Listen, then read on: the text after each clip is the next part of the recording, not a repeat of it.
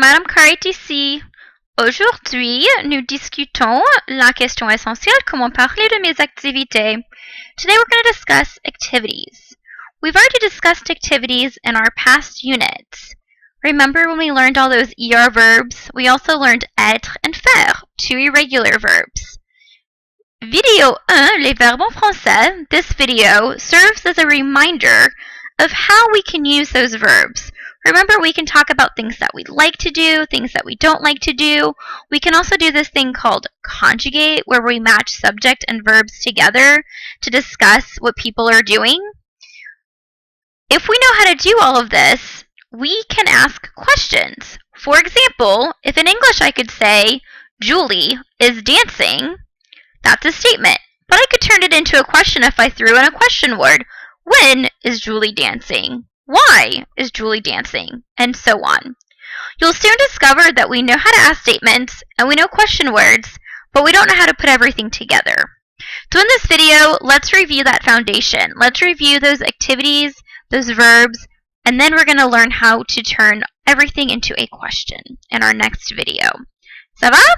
On commence. Voilà. J'aime dîner au restaurant. Je n'aime pas travailler.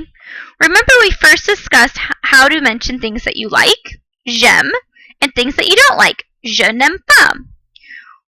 What does dîner and travailler have in common? Super! Ils finissent en ER. Dîner, travailler. Remember that a lot of verbs end in ER. Let's review some of the other ER verbs. Manger, téléphoner, parler, étudier. Moi, j'aime parler, mais je n'aime pas étudier.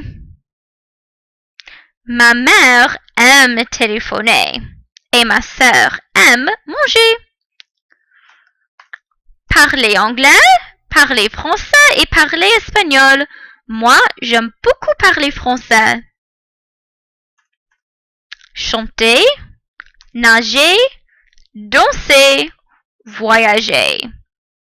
Moi, j'adore voyager. J'aime beaucoup voyager. Regarder la télé, regarder un film, écouter la radio, écouter la musique.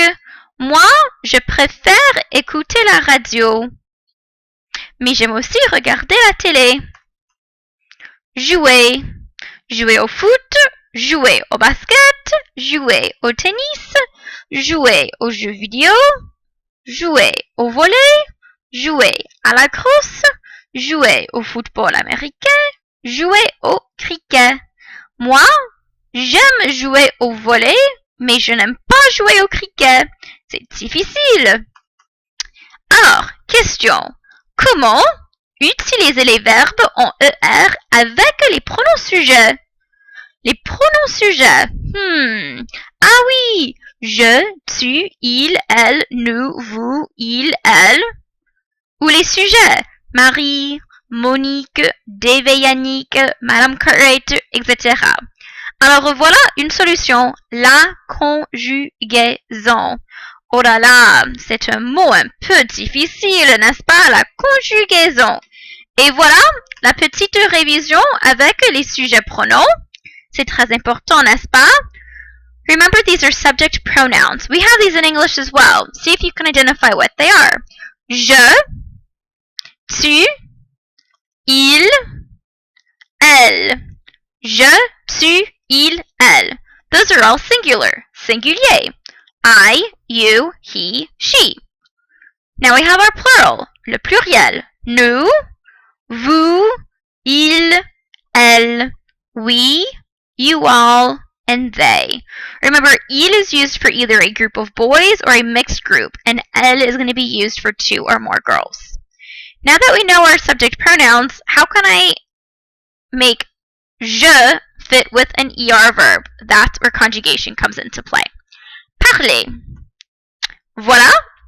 Au revoir, le ER. Et voilà, maintenant, le verbe sans le ER. Et maintenant, la terminaison E, ES, E, ONS, EZ, ENT. Voilà le verbe jouer. Alors, numéro 1, au revoir, ER. Numéro 2, j'écris le verbe. Et numéro 3, la terminaison. E, ES, E, ONS, OZ, ONT. You'll recognize that we just followed the same pattern for jouer as we did for parler. Remember, we spent a lot of time on ER verbs. So step number 1, take off the ER. Now you have your stem. That's the verb in the infinitive form minus the ER. I write that down. You'll notice that those are all in blue. And then I add my endings. Were my endings the same for parler and jouer? Yes, they were. E, ES, E, ONS, OZ, ONT. Manger. Let's see if we can figure out step number 1. Step number 1, remove the ER. Step number 2, write down my stems. And step number 3, write down my endings. Oh là là, il y a une différence, n'est-ce pas? You'll notice that there's a little difference here with nous mangeons.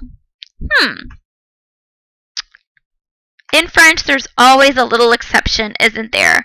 In this case, because the verb ends in G-E-R, manger, I have to add an E-O-N-S. Nous mangeons. There are 2 other verbs besides manger that end in G-E-R. Do you remember what they are? Tu t'en souviens? Il y a manger et aussi, bravo, nager et voyager. Super! Alors, attention à l'exception, n'est-ce pas? Alors, voilà, la contraction, c'est une petite révision.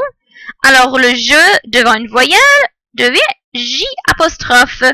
Je suis américain, mais j'ai 14 ans. Alors, attention, c'est une autre petite exception en français.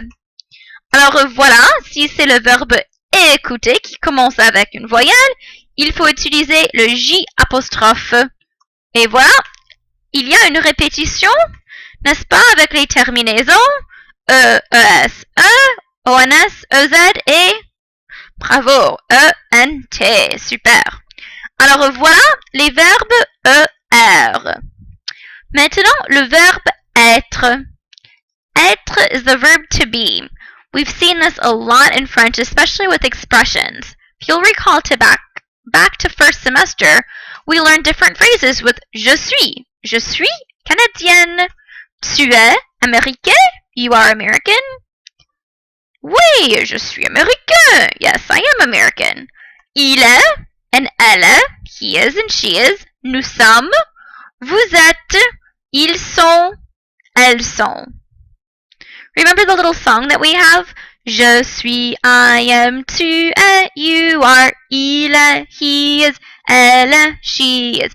Nous sommes, we are, vous êtes, y'all are, ils sont, elles sont, they are. Don't be afraid to sing it if you're having a hard time with être. When we learned être, we learned to talk about where we were. Je suis en classe. Tu es en ville. Il est en France. Elle est à Paris. Nous sommes au cinéma. Vous êtes à la maison. Ils sont au café. Elles sont au restaurant. We also learned faire. Je fais. Tu fais. Il fait. Elle fait. Nous faisons. Vous faites. Ils et elles font. Alors, que veut dire faire? Quelle est la définition du verbe faire? Bravo! To do or to make. So, je fais can mean I do or I make. And there's a lot of different expressions with faire. Let's review some of them. Faire les devoirs. Je fais les devoirs. Faire du jogging. Tu fais du jogging. Faire un pique-nique. Il fait un pique-nique. Faire du shopping. Elle fait du shopping. Faire un match. Faire un voyage. Faire une promenade.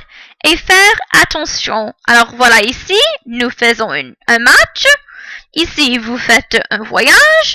Voilà, ils font une promenade. Et voilà, elles font attention. Alors, maintenant, pour un peu de pratique, traduisez la phrase en français. Voilà, I am not at home. Comment dit-on I am not at home en français? Pay careful attention here. You'll have to identify what verb to use. Is it an ER verb? Is it être? Or is it faire? Remember, now we're practicing statements. Soon, if we know how to say I am not at home, we'll be able to ask questions. Why am I not at home? Je ne suis pas à la maison. Bravo. She is not taking a walk.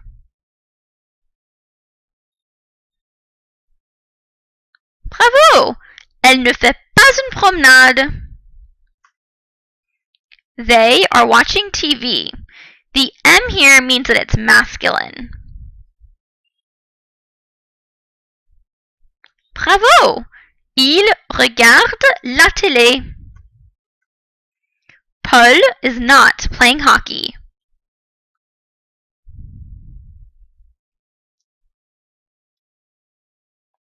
Super! Paul ne joue pas au hockey. Fais attention, be careful. Even though you say Paul is, which you might think Paul est, the verb is really to play hockey in this case. And what's the verb for to play? Jouer. Bravo. Alors voilà la phrase. Paul ne joue pas au hockey. I am not at the cafe with my mother. I'm sorry, I am at the cafe with my mother. Voilà, je suis au café avec ma mère. If this were a negative phrase, I am not at the cafe with my mother, how would I change the sentence? Super, ne pas. Je ne suis pas au café avec ma mère. The ne pas always forms a sandwich around the verb. My verb here is suis. You are studying. The S here means singular. Super! Tu étudies. So to recap, today we really focused on statements, remembering how to integrate all the different verbs together to come up with statements. I hope that you now have a better understanding of ER verbs, être, and faire. You're going to be doing a couple different assignments related to these verbs, and then you'll notice that in video 2, you'll need to know all this information in order to see how you can apply question words with statements to come up with questions. We're really elaborating and expanding on the French that we know in this unit, and I hope that you enjoy learning about questions very soon. À bientôt! À la prochaine!